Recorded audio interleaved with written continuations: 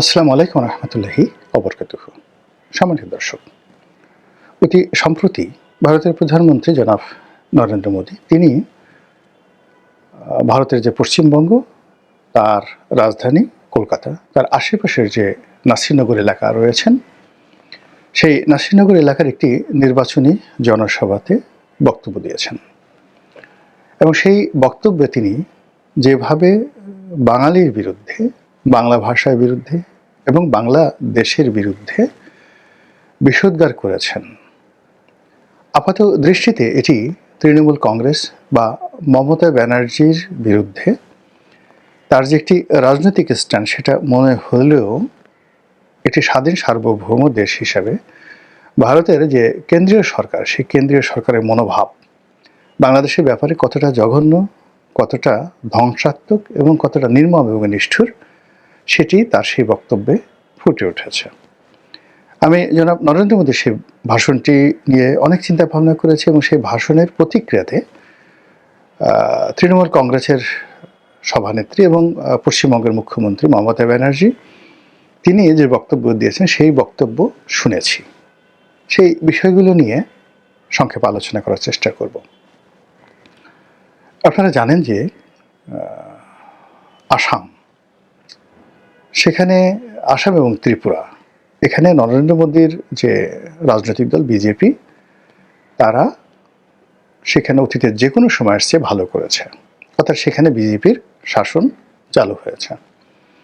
কিন্তু স্বাধীন ভারতের রাজনীতিতে সবসময় বাংলা মানে পশ্চিমবঙ্গ খুব গুরুত্বপূর্ণ ভূমিকা পালন করেছে। পশ্চিমবঙ্গের কারণে যাকে বলা হয় পুরো রাজনীতি বারবারই উলটপালট হয়েছে। কখনো যাকে বলা হয় রাজনীতিবিদদের দ্বারা, কখনো শিল্প সাহিত্যিক কবিদের দ্বারা, কখনো ব্যবসায়ীদের দ্বারা পশ্চিমবঙ্গ পুরো ভারতবর্ষের রাজনীতি নিয়ন্ত্রণ করেছে। একসময় ডাক্তার বিধানচন্দ্র রায়, জ্যোতি বসু, এরপরে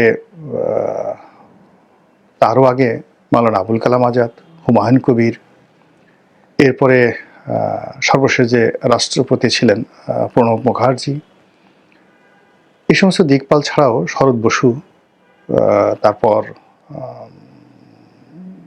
বাংলার বাঘ আশুতোষ মুখার্জি, শ্যামাপ্রসাদ মুখার্জি, অসংখ্য লোক মানে যারা সর্বভারতীয় রাজনীতিতে এতটা দিকপাল হয়ে আছেন যে তাদের সমপর্যায়ের রাজনীতিবিদ আসলে তৈরি হয়নি। কবি, সাহিত্যিক, সব ক্ষেত্রে মানে আমরা যেমন আমাদের বাংলাদেশে যেমন জাতীয় সঙ্গীত রবীন্দ্রনাথের, ভারতের জাতীয় সঙ্গীত তো রবীন্দ্রনাথের, বাড়ি কোথায়? এই কলকাতাতে। আবার তিনি বিয়ে করেছেন কোথায়? যশোরে, আমাদের এই জায়গাতে। তো ভারতের যারা রাজনীতি করেছেন প্রথম থেকে তারা বাংলাকে সবসময় ভয় পেয়েছেন। অর্থাৎ বাংলা যখন একত্র থেকে গেছে তার সঙ্গে সঙ্গে বিহার এবং উড়িষ্যা অটোমেটিক চলে এসেছে। আসাম এবং ত্রিপুরা সেখানে বাংলার করদ রাজ্যে পরিণত হয়েছে।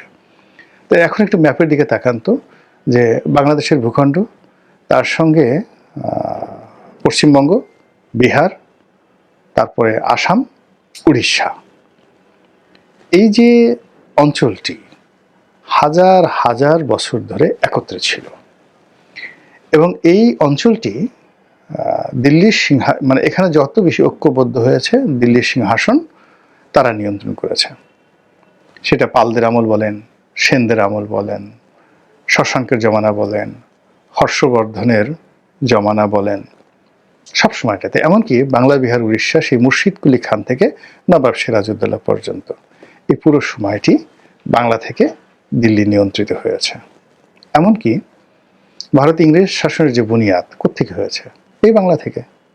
তারাই বাংলা, বিহার, উড়িষ্যা নবাবকে পরাজিত করে এই প্রথম কলকাতাতে তাদের রাজধানী স্থাপন করেছে এবং একেবারে শেষ 1905 সন বা 11 সনের দিকে সেই তারা বঙ্গভঙ্গ করতে বাধ্য হয়েছে। এর কারণ হলো তারা দেখলো যে এই বাংলাই তাদের যাকে বলা হয় মানে পতনের মূল কারণ। মমতা ব্যানার্জি তার বক্তব্যে বলেছিলেন যে এই বাংলা সম্পর্কে ইংরেজদের যে ভয় ছিল, পুরো ইংরেজ জমানাতে তারা মোট 7 লক্ষ কয়েদিকে আন্দামান নিকোবর দ্বীপপুঞ্জে তারা নির্বাসিত করেছিল এবং তার টোটাল লিস্ট মমতা ব্যানার্জি সেখান থেকে নিয়ে এসেছে। ভারতবর্ষের অন্য কোনো জায়গা থেকে এর কাছাকাছি, মানে যত লোক আন্দামান নিকোবর দ্বীপপুঞ্জে নির্বাসিত হয়েছিলেন তার 90% বাংলার আর 10% মাত্র পাঞ্জাবের। এই যে বিপ্লবী, এই বিপ্লবীদের কারণে কি হলো, ইংরেজরা বাংলাকে দুই ভাগে বিভক্ত করেছে, আর তারা পাঞ্জাবকে দুই ভাগে বিভক্ত করেছে, পূর্ব পাঞ্জাব, পশ্চিম পাঞ্জাব। পাকিস্তানে যেমন একটা পাঞ্জাব আছে, আবার ভারতের একটা পাঞ্জাব আছে। ফলে এই দুটো পাঞ্জাব যখন একত্র থেকেছে তখন তারাও দিল্লিকে ডমিনেট করেছে, কিন্তু বাংলার মতো এতটা করতে পারেনি কখনো। এই জন্য সেই আকবরের জমানাতে, তার আগে সুলতানি জমানাতে, মানে সেই কুতুবুদ্দিন আইবেক থেকে শুরু করে মুঘলদের আসার পূর্ব পর্যন্ত যে জমানাটা, সেই প্রায় 400 বছর, এটিকে সুলতানি জমানা বলা হয়।